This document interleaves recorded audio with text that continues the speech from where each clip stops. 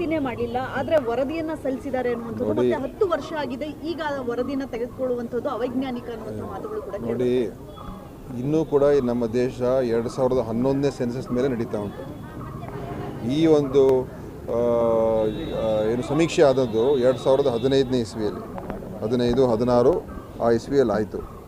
ಅದು ಬಹಳ ನಾನು ಅವಾಗ ಸಚಿವನಾಗಿದ್ದೆ ಮತ್ತು ಬಹಳ ಅದಕ್ಕೆ ಒತ್ತನ್ನು ಕೊಟ್ಟು ನಾನು ಕೂಡ ಅನೇಕ ಕಡೆ ಭಾಗವಹಿಸಿದ್ದೆ.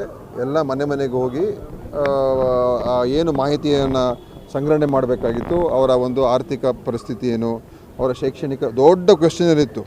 ಆರ್ಥಿಕ ಪರಿಸ್ಥಿತಿ ಏನು, ಶೈಕ್ಷಣಿಕ ಪರಿಸ್ಥಿತಿ ಏನು, ಮತ್ತು ಅವರ ಉದ್ಯೋಗದ ಪರಿಸ್ಥಿತಿ ಏನು, ಕುಟುಂಬದ ನಿರ್ವಹಣೆ ಹೇಗೆ, ಅನೇಕ ದೊಡ್ಡ ಪಟ್ಟಿ ಇತ್ತು. ಮತ್ತು ನೋಡಿ, ಯಾವ ಸಮೀಕ್ಷೆ ಕೂಡ 100% ಸರಿ ಇರುತ್ತೆ ನಾನು ಹೇಳೋಕ್ಕಾಗಲ್ಲ.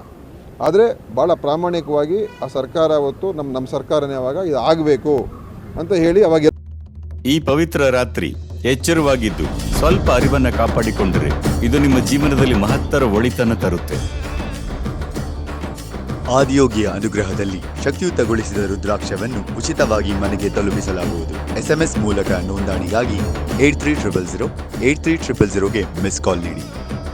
ಇದು ನಿಮ್ಮೆಲ್ಲರಿಗೂ ಕೇವಲ ಜಾಗರಣೆಯ ರಾತ್ರಿಯಲ್ಲ, ಜಾಗೃತಿಯ ರಾತ್ರಿ ಆಗಬೇಕು. ಎಲ್ಲರೂ ಒಪ್ಪಿಗೆ ಕೊಟ್ಟಿದ್ರು, ಯಾರೂ ಅದಕ್ಕೆ ವಿರೋಧ ಮಾಡಲಿಲ್ಲ. ಯಾಕಂತ ಹೇಳಿದ್ರೆ ನಮ್ಮ ಸ್ಥಿತಿಗತಿಗಳು ಏನು, ಮುಂದೆ ಏನೇ ಒಂದು ಕಾರ್ಯಕ್ರಮ ಮಾಡಬೇಕಾದ್ರೆ, ಯೋಜನೆ ಮಾಡಬೇಕಾದ್ರೆ ಯಾವುದೇ ಒಂದು ವರ್ಗಕ್ಕೆ, ಒಂದು ಜನಾಂಗಕ್ಕೆ ಸಹಾಯ ಮಾಡಬೇಕಾದ್ರೆ ಅದಕ್ಕೆ ಆಧಾರಗಳು ಬೇಕು. ಸುಪ್ರೀಂ ಕೋರ್ಟ್ ಪದೇ ನಾವು ಯಾವುದೇ ಮೀಸಲಾತಿ ವಿಚಾರ ತೆಗೆದುಕೊಂಡು ಹೋದಾಗ ನಿಮ್ಮಲ್ಲಿ ಎಲ್ಲಿ ಸಮೀಕ್ಷೆಯಲ್ಲಿ ಮಾಡಿದ್ದೀರಾ ಅಂತ ಅವರೇ ಕೇಳ್ತಾರೆ. ಅದಕ್ಕೆ ಅದನ್ನೆಲ್ಲ ನೀವು ಆ ಕಾರಣದಿಂದ ಅನೇಕ ಒಂದು ಪ್ರಯತ್ನಗಳನ್ನು ಸುಪ್ರೀಂ ಕೋರ್ಟ್ ಅಥವಾ ಹೈಕೋರ್ಟ್ಗಳು ರದ್ದು ಮಾಡಿದ್ದೇವೆ. ಯಾಕಂದರೆ ನಿಮಗೆ ಯಾವುದೇ ಡಾಕ್ಯುಮೆಂಟೇಷನ್ ಇಲ್ಲ, ಯಾವ ಡೇಟಾ ಇಲ್ಲ. ಡೇಟಾ ಇಲ್ಲದೇ ನೀವು ಮೀಸಲಾತಿ ಕೊಡಬೇಕು, ಆ ವರ್ಗಕ್ಕೆ ಕೊಡಬೇಕು, ಈ ವರ್ಗಕ್ಕೆ ಕೊಡಬೇಕು ಅಂತ ಹೇಳಿದ್ರೆ ಅಂಥ ಪ್ರಶ್ನೆಗಳಿದ್ದು. ಸೊ ಏನೇ ಮಾಡೋದು ವೈಜ್ಞಾನಿಕವಾಗಿ ಮಾಡಬೇಕು. ಒಂದು, ಈಗ ವರದಿಯನ್ನು ಭಾಳ ವ್ಯವಸ್ಥಿತವಾಗಿ ಆಗಿದೆ, ಅದ್ರ ಬಗ್ಗೆ ಎರಡು ಮಾತಿಲ್ಲ. ಅದು ಈಗ ಸ್ವಲ್ಪ ಬೇರೆ ಕಾರಣಗಳಿಂದ ನಮ್ಮ ಸರ್ಕಾರದ ಆವಾಗ ಕೊನೆಯ ಹಂತದಲ್ಲಿ ವರದಿ ಇನ್ನೇನು ಮುಕ್ತಾಯ ಆಗುವಂಥ ಸಂದರ್ಭದಲ್ಲಿ ನಮ್ಮ ಸರ್ಕಾರ ಕೂಡ ಆವಾಗ ನಮ್ಮ ಅವಧಿ ಮುಗೀತು. ತದನಂತರ ಮೈತ್ರಿ ಸರ್ಕಾರ ಇತ್ತು, ಅದರ ನಂತರ BJP ಸರ್ಕಾರ ಇತ್ತು. ಆದ್ದರಿಂದ ಇದರ ಬಗ್ಗೆ ಅವ್ರಿಗೆ ಆಸಕ್ತಿ ಇತ್ತೋ ಇಲ್ವೋ ಏನಂತ ಗೊತ್ತಿಲ್ಲ. ಈಗ ಮತ್ತೆ ನಾವು ಬಂದ ಮೇಲೆ ಈ ಇಷ್ಟೊಂದು ಎಫರ್ಟ್, ಸುಮಾರು 180 ಕೋಟಿ ರೂಪಾಯಿ ಖರ್ಚು ಮಾಡಿಬಿಟ್ಟು ಒಂದು ವರದಿ ತಯಾರು ಮಾಡಿ ಅದನ್ನು ನಾವು ಗೊತ್ತಿಲ್ಲದೇ ಮಾತಾಡೋದು ಸರಿಯಿಲ್ಲ. ಅದಂತೂ ನಾನು 100% ಇಲ್ಲ ನೋಡಿ, 100% ನಿರಾಕರಿಸ್ತೀನಿ. ಮನೇಲಿ ಕೂತ್ ಮಾಡಿಲ್ಲ ಇದು ಒಂದು.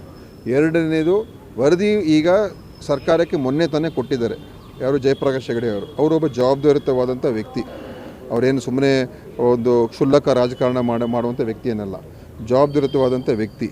ಅವರು ಅದನ್ನು ವರದಿಯನ್ನು ಇವತ್ತು ಸರ್ಕಾರಕ್ಕೆ ಒಪ್ಪಿಸಿದ್ದಾರೆ. ಆ ವರದಿಯನ್ನು ನೋಡಿ ನನಗೂ ಕೂಡ ಗೊತ್ತಿಲ್ಲ. ಅಲ್ಲ ಸರ್, ಈಗ ಕ್ಯಾಬಿನೆಟ್ ಅಲ್ಲಿ ಇಡ್ತಾರೆ, ಚರ್ಚೆ ಆಗುತ್ತೆ, ಆ ಸಂದರ್ಭದಲ್ಲಿ ನೀವು ಒಪ್ತೀರಾ? ನಿಮ್ಗೆ ನೋಡಿ, ಒಪ್ಪುದು ಬಿಡೋದು ಆಮೇಲೆ ನೋಡಿದ್ರೆ ತಾನೇ, ನೋಡ್ಬೇಕು ತಾನೇ ಮೊದಲು ನಾವು ಅದರಲ್ಲಿ ಏನಿದೆ ಅಂತ. ಅದರಲ್ಲಿ ಏನಾದರೂ ಲೋಪದೋಷಗಳಿದೆಯಾ, ಅದರಲ್ಲಿ ಏನಾದರೂ ಕನ್ಫ್ಯೂಷನ್ ಇದೆಯಾ, ಅದು ತಿಳ್ಕೊಬೇಕು ತಾನೇ. ನಾವು ಗೊತ್ತಿಲ್ಲದೇ ನಾವು ಮಾತಾಡೋದು ಬಹುಶಃ ಸರಿ ಇರೋದಿಲ್ಲ. ಅದನ್ನು ಕೂಲಂಕುಷವಾಗಿ ಚರ್ಚೆ ಆಗಲಿ. ಸಮಾಜದಲ್ಲಿ ಘರ್ಷಣೆ ಆಗೋದು ಅವಶ್ಯಕತೆ ಇಲ್ಲ, ಯಾರಿಗೂ ಕೂಡ ಆತಂಕಕ್ಕೆ ಒಳಗಾಗುವಂಥ ನೋಡಿ. ಇವೆಲ್ಲ ಸುಮ್ಮನೆ ಅವರವರೇ ಮಾತಾಡಿಕೊಂಡು ಅವರವರೇ ಹೇಳ್ಕೊಂಡು ಕೆಲವರ ಹೇಳ್ಬೋದು, ಗೊತ್ತಿಲ್ಲ. ನೋಡಿ, ನೋಡ್ದೇನೆ ಹೆಂಗೆ ಮಾತಾಡೋದು ನಾವು, ನೋಡ್ದೇನೆ ಹೆಂಗೆ ಹೇಳೋಕ್ಕಾಗ್ತದೆ ವರದಿ ಸರಿ ಇದೆಯೋ ಇಲ್ವೋ ಅಂತ? ಸಿಂಪಲ್ ಲಾಜಿಕ್ ಅದು.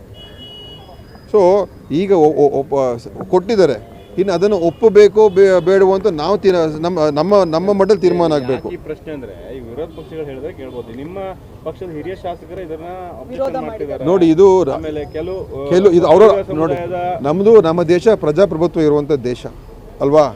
ಅವ್ರವ್ರ ಅಭಿಪ್ರಾಯಗಳು ಅವ್ರು ವ್ಯಕ್ತಪಡಿಸೋ ಅವಕಾಶ ಇದೆ. ನಮ್ಮ ಶಾಸಕರೇ ಇರ್ಬೋದು, ಬೇರೆ ಪಕ್ಷ ಶಾಸಕರೇ ಇರ್ಬೋದು. ಈಗ ಬೇರೆ ಪಕ್ಷದಲ್ಲೂ ಕೂಡ ಇರುವಂಥ ಕೆಲವು ಶಾಸಕರು ಇದು ಬರಲಿ, ಹೊರಗೆ ಬರಲಿ ಅಂತಲೂ ಹೇಳ್ಬೋದು. ವಿರೋಧ ಪಕ್ಷದಲ್ಲಿರುವಂಥ MLAಗಳು ಕೂಡ ಅನೇಕ ಜನ ಈ ವರದಿ ಬೇಕು, ನಮಗೆ ಇದು ಪ್ರಕಟಣೆ ಆಗಬೇಕು ಅಂತ ಅವರು ಹೇಳ್ಬೋದು. ನಮ್ಮಲ್ಲಿ ಕೆಲವು ಜನ ವಿರೋಧ ಮಾಡ್ಬೋದು, ಅದು ಬೇರೆ ಪ್ರಶ್ನೆ. ಇದಕ್ಕೂ ಸಂಬಂಧ ಇಲ್ಲ. ವರದಿಯಲ್ಲಿ ಏನಿದೆ ಅಂತ ನೋಡಿದ ಮೇಲೇ ನಾವು ರಿಯಾಕ್ಟ್ ಮಾಡಬೇಕು. ನೋಡ್ದೇ ನಾವು ಊಹಾಪೋಹಗಳಿಗೆ, ಗಾಳಿ ಸುದ್ದಿಗಳಿಗೆ, ನಮ್ಮದೇ ಆಗಿರ್ತಕ್ಕಂಥ ಲೆಕ್ಕಾಚಾರಗಳಿಗೆ ಒಳಗಾಗಬಾರ್ದು. ವರದಿಯಲ್ಲಿ ಅಷ್ಟೊಂದು ಆತಂಕ ಪರಿಸ್ಥಿತಿಯನ್ನು ಇದ್ದರೆ ಅದನ್ನು ನೋಡಿ, ನಮ್ಮ ಡೆಮೋಕ್ರಸಿಯಲ್ಲಿ ಚರ್ಚೆಗೆ, ವಿಶ್ಲೇಷಣೆಗೆ, ವಿಮರ್ಶೆಗೆ ಅವಕಾಶ ಇದೆ. ಅದು ನಾವು ಈಗ ವರದಿ ಬಂದಿದ ತಕ್ಷಣ ಇದು ನಾವು ಯಾರನ್ನೂ ಕೇಳದೆ ಜಾರಿ ಮಾಡ್ತೀವಿ ನಾವೇನು ಹೇಳ್ತಾ ಇಲ್ಲ. ಇದು ನಾವು ಒಪ್ಪಿದ್ದೀವಿ ಅಂತಲೂ ಹೇಳ್ತಾ ಇಲ್ಲ. ಸಾರ್ವಜನಿಕ ಒಂದು ಚರ್ಚೆಗೂ ಕೂಡ ಅದನ್ನು ಬಿಡಬೇಕಾಗುತ್ತೆ, ಎಲ್ಲರೂ ಕೂಡ ನೋಡಬೇಕಾಗ್ತದೆ. ಅದು ಒಪ್ಪಿಗೆ ಕೊನೆಯಲ್ಲಾಗೋದು ಅಲ್ವಾ.